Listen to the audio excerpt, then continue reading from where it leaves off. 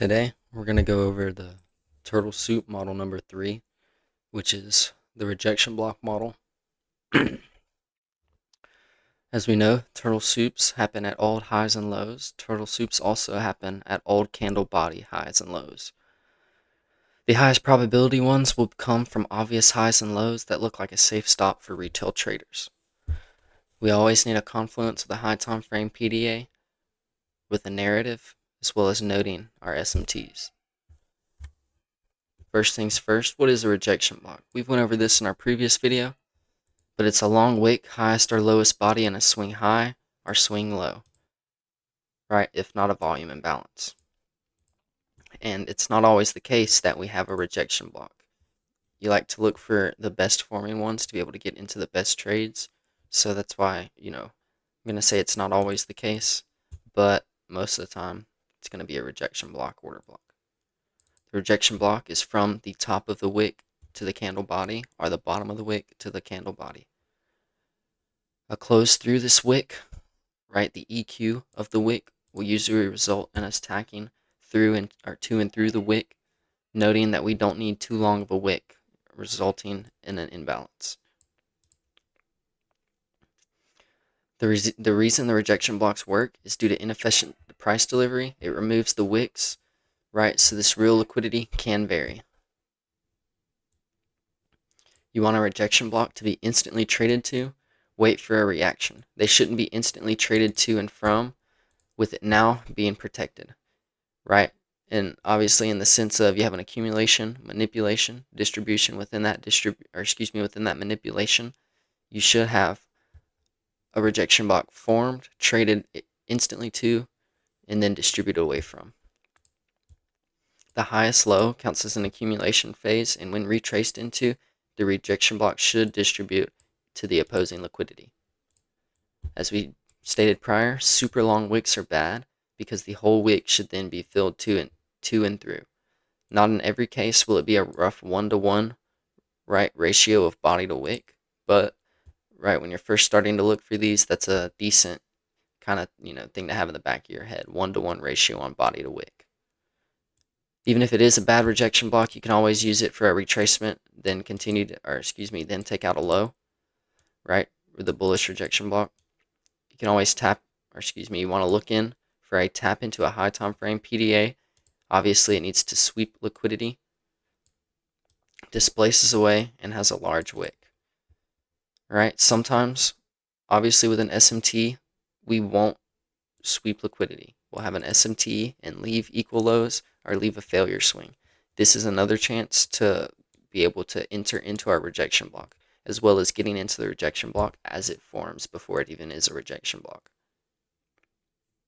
That is when it becomes more likely to fail because you're trying to predict the rejection block forming, trying to get into the wick.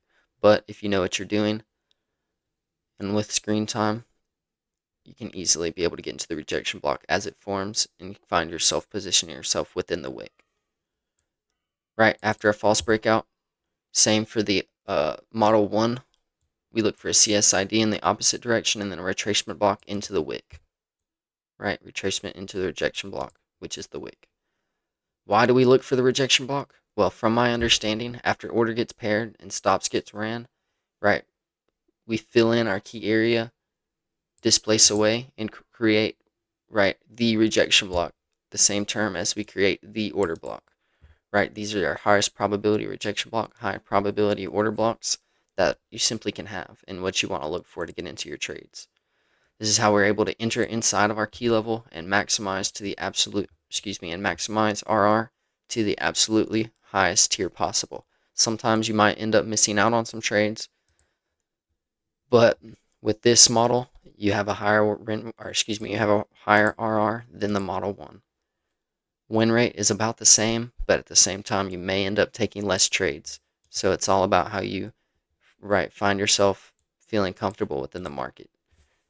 Always a high probability option to enter into the order block. A lot more people get scared entering into the rejection block because they feel the low will be ran or the high will be ran through the wick. And that's not always the case. Without time, nothing is high probability.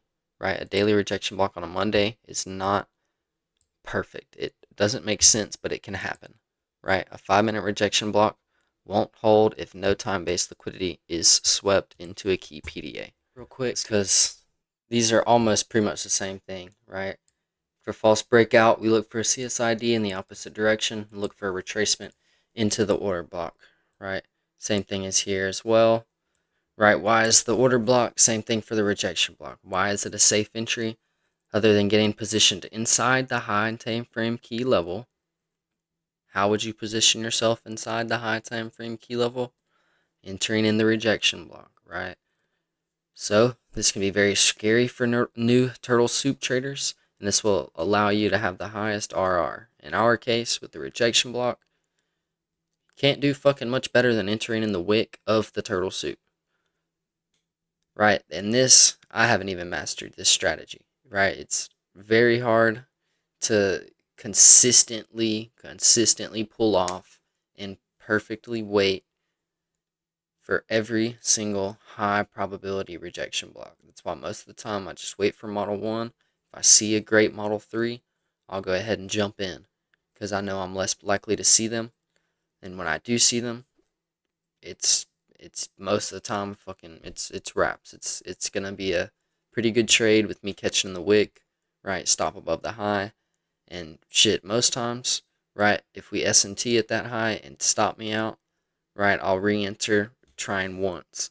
If it gets stopped out again, right, wait after that first stop out, then waiting for confirmation, I'll just be done. Because clearly something about my overall idea and narrative has been invalidated, and it's not going to work out in my favor. Going to drop in a live example here as well, just kind of showing what it would look like, right?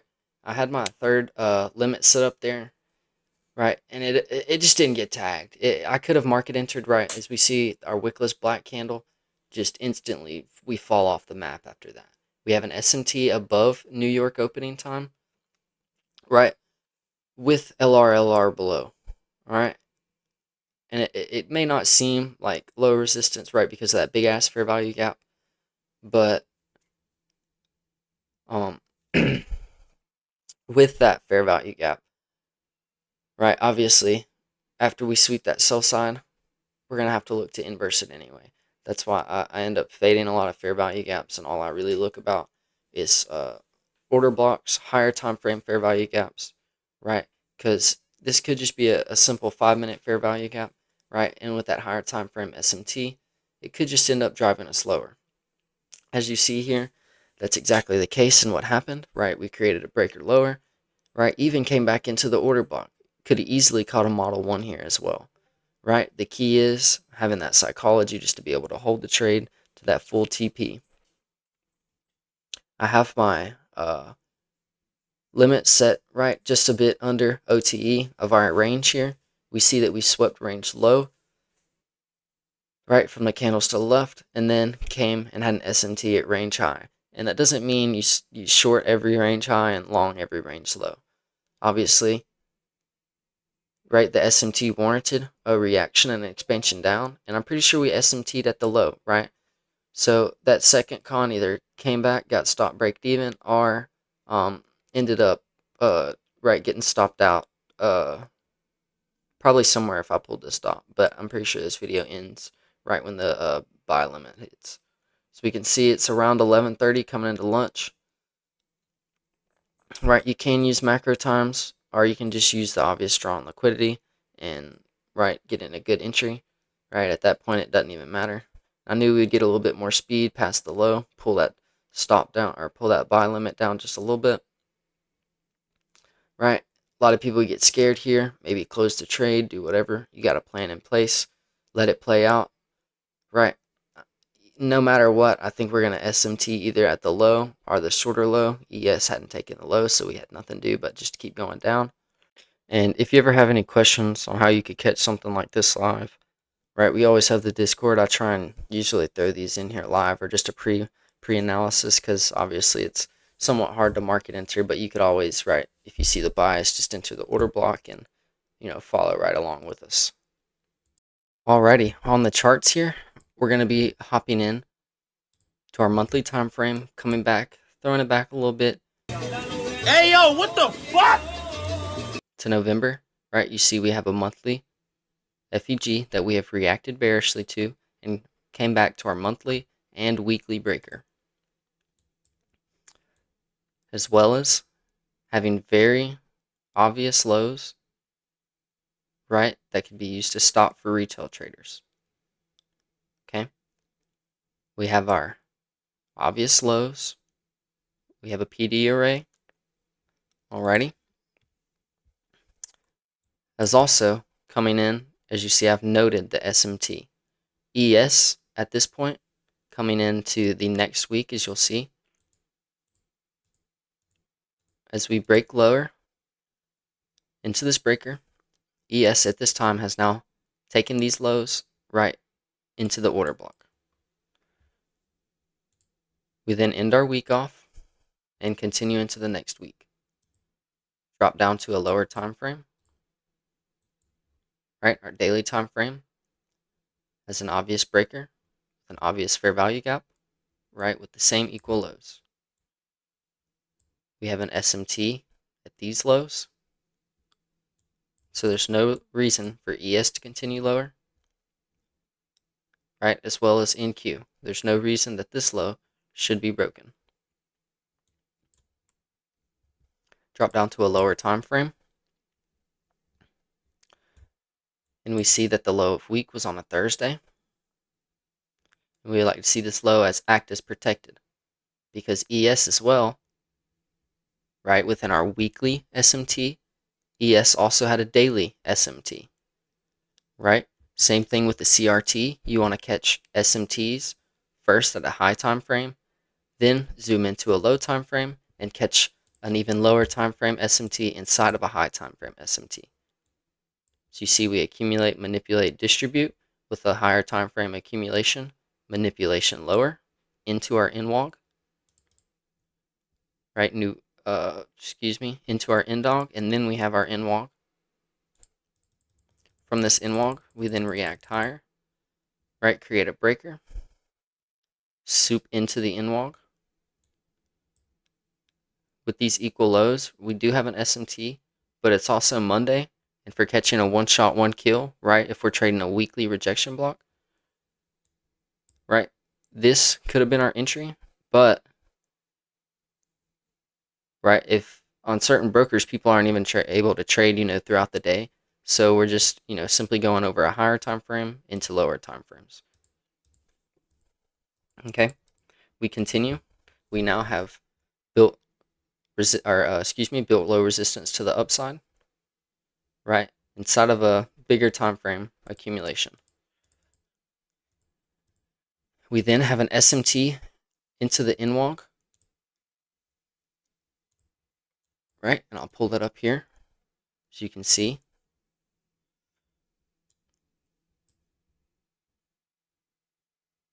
Right, here we go. Right, these candle lows have been ran, right, and not the lows, but the candle body lows, right? Then we react higher, we come in, soup the low again, and as you'll see, we SMT again, right? So what we can do is zoom in even lower time frame, right? We're gonna go back a couple candles, and you can call it hindsight, whatever, but right, I'm just obviously teaching for this matter. So we zoom in from our 1 hour to our 15-minute time frame, and what do we notice? What time is it? Right? We have an accumulation, big break of structure down. We sweep the lows and have an SMT at the lows. We then immediately react, right? We have our hourly candle close as well as, right, a reaction into our wick, right?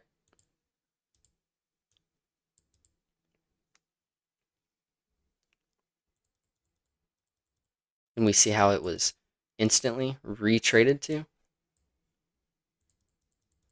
And then we go to continue to take out the previous day high. Also, wanting to take a second to note here, our higher time frame SMT occurred within the 10 a.m. candle, right? We then traded overnight into another 10 a.m. candle, right? Then that candle got swept into our wick, right? And we see how to the point the wick was traded to, alrighty? And not this specific candle, right? But even just this entirety of a wick can be seen, right, as our order block. And then coming in again, right, into our 10 a.m. candle here, right? We have our previous candle wick that we SMT into, right? Failing to close below, right? Inside of our 9 a.m., right? Technical rejection block because we sweep these lows, right? And form an order block within these wick, or this wick, excuse me.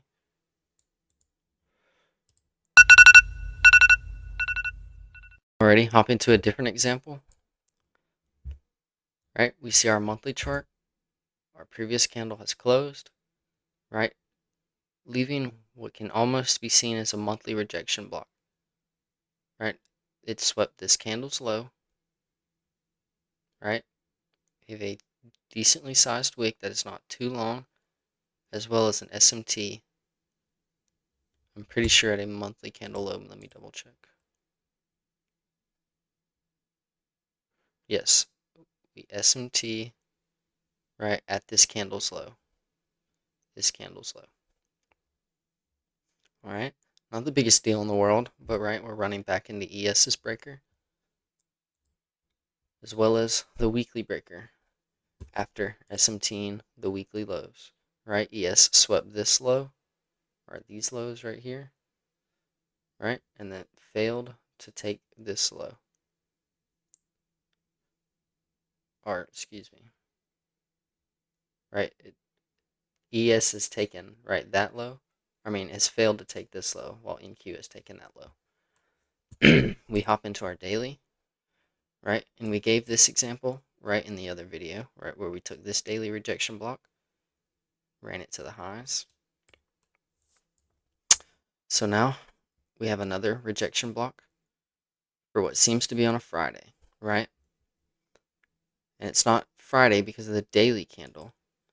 To me, it is Friday because of the weekly candle and the monthly candle as well. As we are resting inside the wick, as well as inside of our higher time frame range, we have dropped to a discount and has quickly responded from it. Right, the daily chart low-key looks like AIDS, so we hop to the 4-hour. Right, after our SMT at the low, we then see a small move up, right, trade back into our, right, 4-hour rejection block,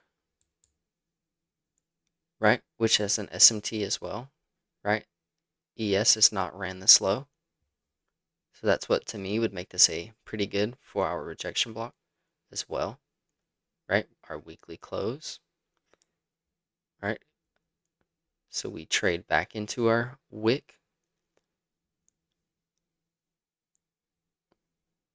right. ES also took all these lows, right, and traded back into the wick of this candle, but we have an SMT low time frame and high time frame. We now have our breaker formed. So what do? We trade back to it and have an SMT at these lows. Right, on this Thursday, the 10 a.m. candle, or actually the 6 a.m. candle coming into the 10 a.m. candle. Right, we drop down to the hourly time frame. put that back on the 4-hour candle that ends at 6 a.m.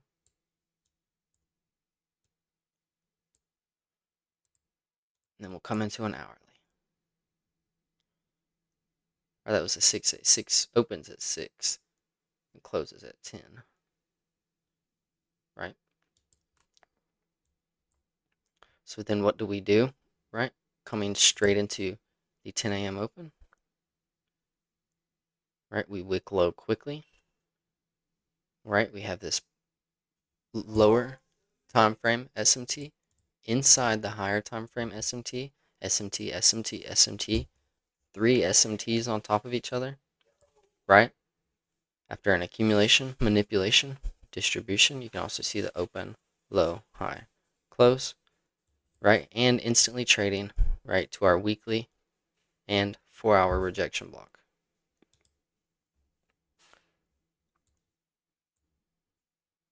Right? And on this 4-hour time frame, you're going to say, oh, that's not a rejection block until this next candle forms, and you see it as a rejection block. Right? And this rejection block can also still be traded back too. That's why you have to keep yourself safe. Right? In this instance, where we, right, come back to the order block area, right, and return lower, or excuse me, I'm a dumbass. I was thinking that wick was the next candle, right?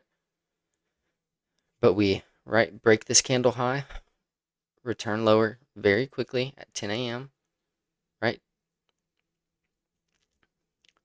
Mitigate the order block, right? Come to our lower time frame order block and then return, right? And create equal highs. Why did we create equal highs? Because we SMT'd above this high, which had everybody thinking we were going to go short. Right? As we've said in the order block video as well, we go order block, right? Order block, order block, order block, order block, till we break out of the range. After this rejection block is set, right, we have it on the 1 hour, 15 minute, right? So now we're getting into the 15 minute, right? You can wait until after our reaction, right? Then we break higher and come back into our order block and also reach our rejection block wick. If we drop to the 5 minute, you can see it's a bit harder to catch, right? But still super obvious for a CSID entry, as well as an even low time frame entry here, right? And all of these are higher time frame are entries into your rejection block. You never, ever, ever want to take a 5 or 15 minute rejection block, or what you think is a rejection block, all on its own. Okay? Right? You can even come down, mark this 15 minute wick out, right? And we don't even need to mark all the way to the low, right? But see, after you see this 5 minute CSID, we trade back into our rejection block, right? And you can put, right, your limit order at EQ of the rejection block, right? And stop below the low. Equal lows, but what leaves equal lows? The SMT. Drives us higher.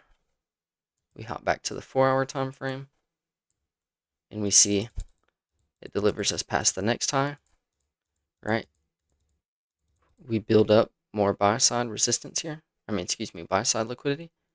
We have another break lower coming and returning to the order block.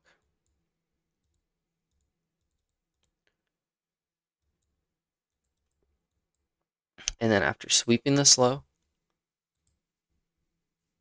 right, you can see there's no real clear rejection block entry, and that's okay. Right, even coming down. If there's only a 5 minute entry, right, usually there's no point in taking this, right? You can try and catch the wick here, right? This just isn't, really my thing, right? Right. Combining this 5 and 15 minute, though, looks a little bit better because we SMT at previous day low, right? As soon as you see this candle close, what's that, the 10? Right? coming into 10 and 10:05, 10, 10:05, right? And as soon as you see, right, this wickless back candle, right, boom, boom, right, we close above the high and within 50% of this wick, so we know that we're going to attack higher, right? We come back and enter in the order block. If you are scared, obviously, to enter within the 5-minute and 15-minute candle closing, right, there's no big deal in being scared, right? But just keep your eye out for that. As the candles are closing and coming into 1 minute of their closure into the next candle, correct, you'll be wanting to watch for us to soup the candle closures low, right? Same thing as we did here, right? And same thing here, where we enter and have a wickless green candle, right? Just like that. And you will see that signature more times than not. Even on the hourly time frame, you'll see that a good bit, right? All right, and another thing I wanted to note here is that you're going to have to hit the area viciously, right? We can see within this 1 hour time frame, it ends up being a wick. So that means lower time frame looks like a fake market structure shift, and even lower time frame, it looks like an even stronger fake market structure shift. But in reality, big accumulation, manipulation, distribution, right, into our 4-hour open, low, high, close, right? Open, low, high, close, with the next candle expanding higher. As well, order flows turn bullish, super long wick, right? When you start reading and learning about rejection blocks and really only studying those, you're going to realize that these long wicks like this, not like this, right? Because what is this? Pretty much damn near 1-to-1. So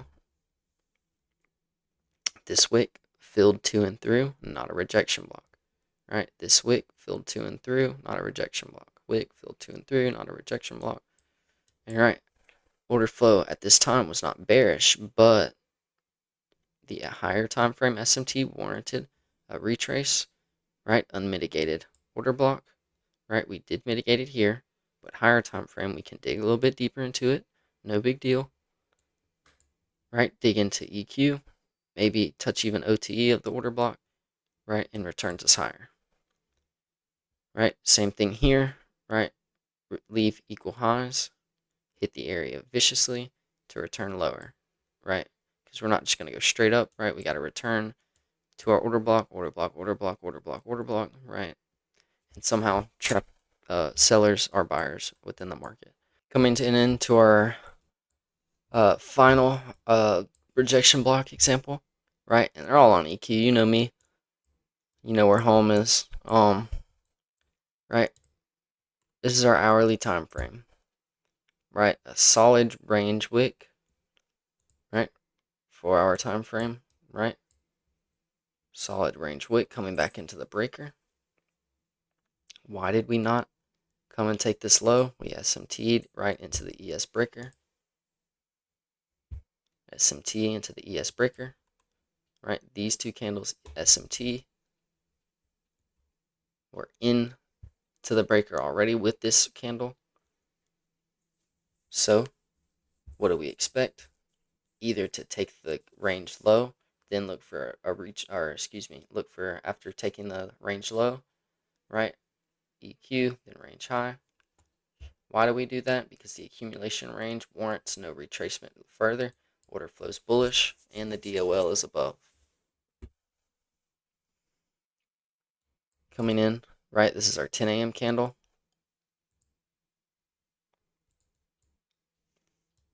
We come in to our 15-minute, right? And none of these wicks are super long, right?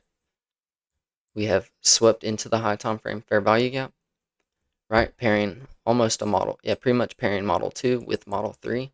The only thing that wasn't perfect about pairing model 2 here was, right, the SMT. But ES, you could have taken it if you really wanted to, soup the low. But, right, this SMT into the low was perfect. Right, I do say that if we close below 50%, right, we're probably going to aim to look lower. But you can see on all the higher time frames, we had no candle closures higher. And within the high time frame, or excuse me, within the 5 minute, right, we barely close under. There was no real aggression to close under it, while ES was aggressively taking this sell side. All right, so internal to external with the SMT, right, it just makes it look a little bit uglier. You can even zoom in to the 1 minute.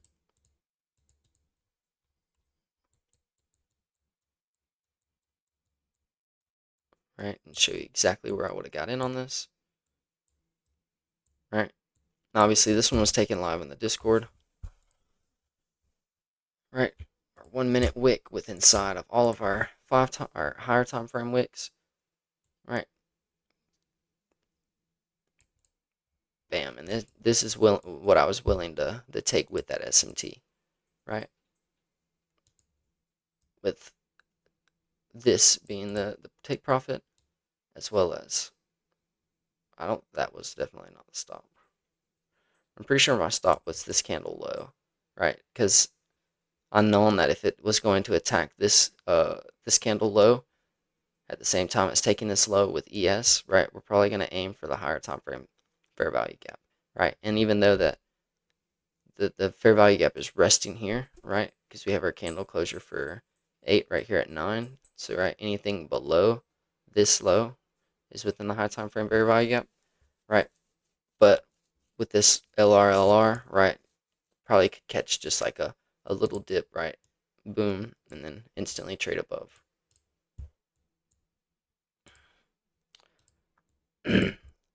Right, and you can always, if you really want to, just go ahead and set your stop right at the low. But right, broker to broker, that wick can always vary a little bit, so you can just give it a little bit more room to breathe.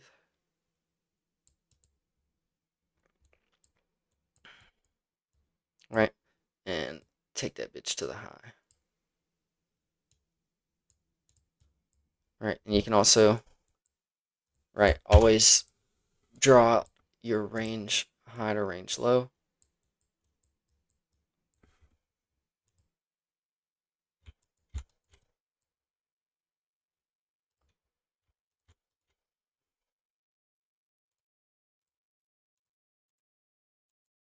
Right, and take some out at EQ. But what I like to do, as we shown in the last video, right, is take some out at OTE. What happened here? We entered, right, ran the high, right, what's above the high, an order block, right, and as we've said, right, with open order blocks, right, we'd like to use the wick, but the only open fair value gap is on the 5 minute, so that warrants, right, us using, right, exactly to OTE, and you would have gained a good decent bit, because even at this point, right, we inverse the fair value gap, and it's at EQ of the range. Well, shit, all the dumbasses just entered for inverse fair value gap longs, and not that doesn't make it any more valid just because it's fucking fair value gap inverses.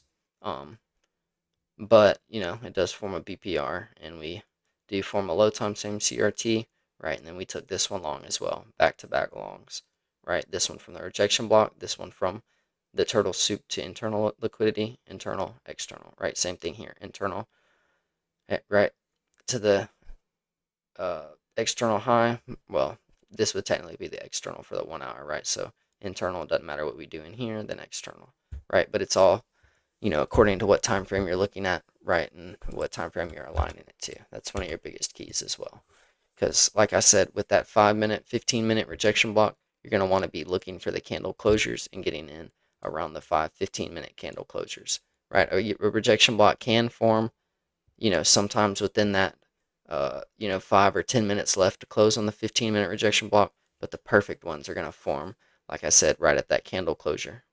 And you can just probably or usually withstand a little bit of drawdown, and or like I said, with that next candle, get a wickless, get a wickless candle like the small one here, right? But a larger time frame. Because what do we usually do after that wickless candle, right? Buy side program engaged and fucking take out the high, right? Same thing here, right? Keep an eye on those, just if you made it to the end of the video, right? Just a little sauce. But we're gonna go over the notes one more time here, right?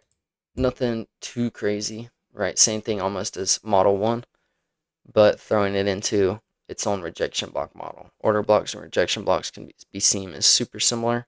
So, right, the more screen time you get with Model 1, you can work into Model 3 here and, slowly begin to raise your RR. Maybe lose some win rate here trying to learn it, obviously, but you can always learn on paper, right? Get the back testing results. I don't really back test, but get the forward testing results, because this is going to be more of a forward testing type of deal.